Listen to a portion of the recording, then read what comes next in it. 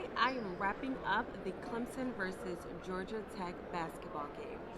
Now, as I said in my previous video when I talked about Clemson at their last game, this was a well-anticipated game.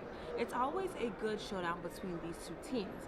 And although it was a midweek basketball game, I did expect a little bit more Clemson fans here, but they showed up in numbers. They did their thing. Also, Georgia Tech fans did not fill the arena as I'm used to, as I would have expected. And of course, it's pretty hard for me to sit here when I know that I watched both these teams week in and week out as they build upon their success as a team. Well, for Georgia Tech, unfortunately, they took a loss, 81 to 57. So Clemson came in here after their loss and they meant business. They were not going to lay down and take another loss, especially to an ACC opponent. Now, as I mentioned in the last game, NC State really exposed Clemson's defense. In this game, they really turned it around and they had a different rising star for once.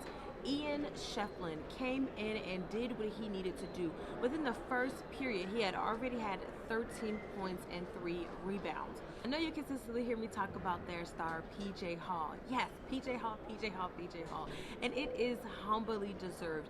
Every time he takes the court, there's a certain level of confidence and team camaraderie that forms around him. You can tell that he is a respected leader on the team, and he consistently shows just why he is that number one aspect and number one player for the team. He came in and of course did what he needed to do on offense as well as defense. As I've always said, Georgia Tech has a rising star in Nathan George, and his consistency is going to be very imperative for how they move forward in the future. His last game he was not so impressive, but this game he showed a little bit more promise.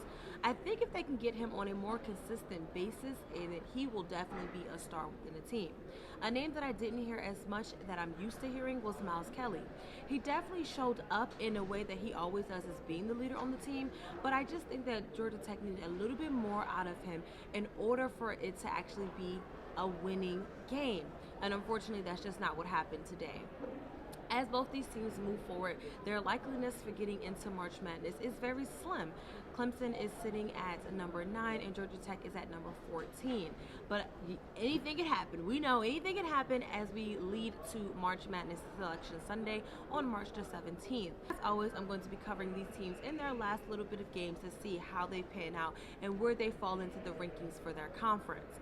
Be sure to like, share, subscribe, share, and actually send me a comment if you like either one of these teams or you believe that they will make it into Selection Sunday. Make sure you're doing that at all platforms at PG Love Sports, and you can also become a member on Patreon if you want to support my business and what I'm doing. I look forward to bringing you more content like this. Until next time, peace out.